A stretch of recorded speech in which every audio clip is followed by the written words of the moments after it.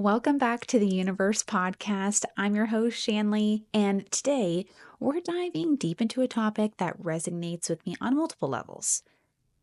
The barriers women face.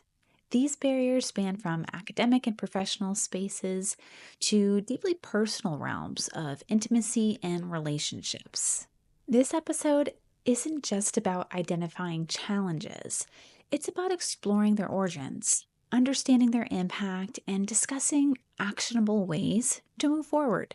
We'll unpack the layers of societal pressures, we're going to share personal stories, and analyze the nuanced dynamics that shape our experiences. Whether you're tuning in on your commute, during a quiet moment, or while multitasking, I encourage you to sit with these ideas and truly reflect. So let's get into it. So let's begin by tackling the elephant in the room: societal stereotypes and professional double standards. From the way we dress to how we speak, women are often judged more harshly than men in professional settings. You may think otherwise, but it's just a fact. For women, clothing isn't just a matter of personal style, but it's a balancing act. Wear something tailored and fashionable, oh, well, you might be accused of trying too hard. Choose something simple and suddenly you don't care enough about your appearance or you're not ambitious enough. The same item of clothing can carry an entirely different connotation depending on the wearer's body type or even the setting and atmosphere you're in. Take my personal experience from high school, for instance. In my 10th grade English class, I faced a blatant bias from a teacher who confessed years later that her assumptions about me, based on who I was dating at the time, clouded her judgment. My work, which I knew was strong, was graded unfairly. Trusting my gut, though, I had another teacher grade that exact same essay. She gave me a 5 out of 5, whereas the other teacher had given me a 2 out of that 5. In this moment, I chose to stand up for myself. I took it to the principal, requested to switch classes, which was promptly granted. And truly, this is a very proud moment that I always reflect on because it was a defining experience that taught me to advocate for myself, even when the odds seemed stacked against me. And mind you, this wasn't just a matter of one teacher's bias. It was a reflection of the broader tendency to devalue women's efforts based on totally unrelated personal factors. So fast forward to adulthood, and these double standards persist. Women with blonde hair, for example, are often stereotyped in ways that have no basis in reality. I can't tell you how many times I've encountered assumptions about my intelligence, my work ethic, or even my personality, all tied to something as superficial as hair color. And I would say what's particularly frustrating about how judgment can come not just from men, but other women. Whether it's comments about your makeup or your body language or your choice of attire, women are frequently subjected to unspoken or spoken critiques about one another. And I believe social media amplifies this issue. I believe that social media has increased women's insecurities, but it's also designed to serve as just this ammunition to project those insecurities onto other women any chance that they get, almost in the form of gaslighting to some degree, right? So for example, someone might feel like she's too pretty, she's too well liked, and therefore she's a threat to my professional growth and my love life. Now, to the men that are listening, that might sound batshit crazy to you, but it's a very real layer that's added to women's reality just for breathing air. And depending on which of those women you are, I would say regardless of which one you are actually, it's a lose-lose scenario. To add to that, really, men are often perpetuate this contradictory standard as well. They profess this admiration for natural beauty while simultaneously praising heavily styled appearances.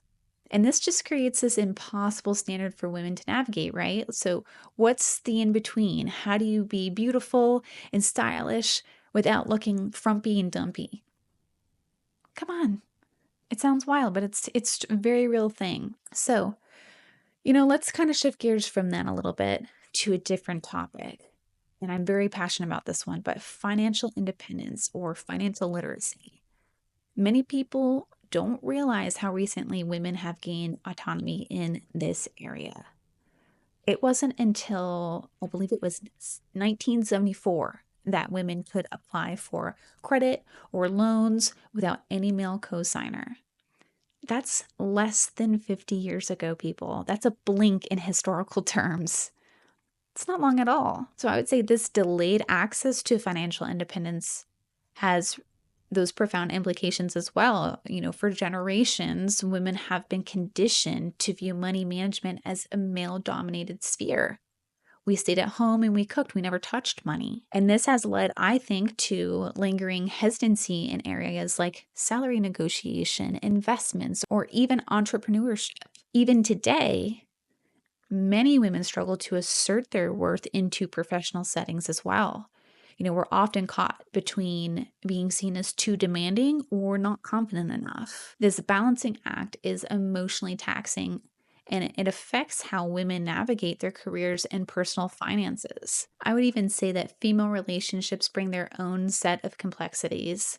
Unlike relatively straightforward dynamics I've experienced with male colleagues or friends, interactions with women can sometimes feel like navigating an emotional labyrinth. There's this phenomenon where directness or independence is perceived as being cold. And for me, this has meant that my authenticity is sometimes misinterpreted as, for lack of better words, maybe arrogance or too blunt. I'm not really sure, but in contrast, men often seem to value more direct communication and efficiency in a way that feels less personal, as opposed to women. You implement that same behavior or demeanor, all of a sudden you're a bitch. There's no in between. So this complexity extends beyond, I would say, even beyond professional settings too. My decision to cut ties with toxic family members has shaped how I approach relationships in general. I think when you lose that foundational sense of unconditional support, it forces you to build a level of resilience that others that haven't faced that will never have. But it also teaches you to prioritize your peace over people pleasing. And that rubs people the wrong way too.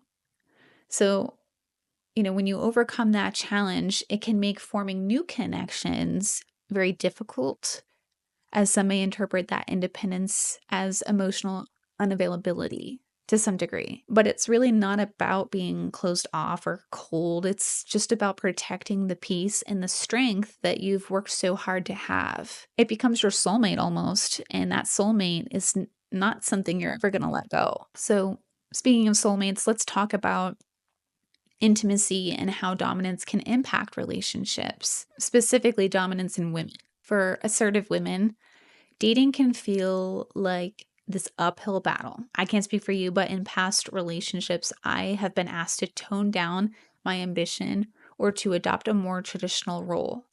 It's even gone to the point of saying, let me be the man. And these requests, they do come from deeply ingrained societal expectations about what femininity should look like, as opposed to what it has evolved to be. So, of course, through trial and error, I have learned that the right partner doesn't see your strength or abilities as a challenge to their masculinity. Instead, they celebrate. But they also celebrate your weaknesses too, and they build them and they make them stronger with you. So when you find that person who embraces you and supports that independence, it's an obvious game changer.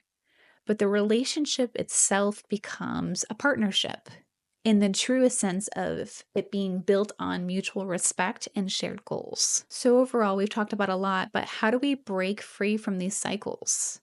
It's not going to be an overnight thing, nor am I going to sit here and tell you I have the solution to them all. But I do believe that we can start as women by advocating for ourselves. Whether it's negotiating your salary, setting boundaries in relationships, or challenging stereotypes, don't be afraid to speak up, especially to each other. If there's conflict, talk it out. None of this passive bullshit that lingers on for weeks, months, years, and it's this unnecessary feud. Talk it out, move along. advocate for yourself, but also define success on your own terms. Success doesn't have to align with societal expectations. It can mean prioritizing your mental health, embracing financial independence, or even just pursuing unconventional career paths. You don't have to commit to one thing forever, people. That applies to men too. We get caught up on thinking we have to be stuck in one thing forever, but we're not designed to do that. So finally, after a long-winded rant there, we need to support each other as women. Instead of competing or judging, let's focus on collaboration, but above all, empowerment. The more we can empower each other and remove that emotional element, the more we can lift each other up. And I think that we all have that shared goal to some capacity. And at the end of the day, the barriers we face as women are very real. They're not immovable. And I believe that by addressing societal double standards, fostering our financial independence, and supporting one another, we can truly pave a way for a more equitable future. So, ladies and gentlemen, I would love to hear your thoughts about today's episode. What challenges have you faced? How have you overcome them? Let's keep the conversation going in the comments or on social media.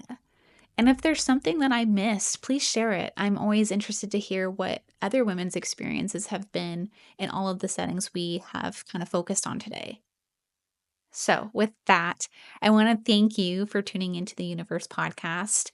Until next time, stay true, stay brave, and remember to show up for yourself with intention and above all, authenticity. I'll see you next week.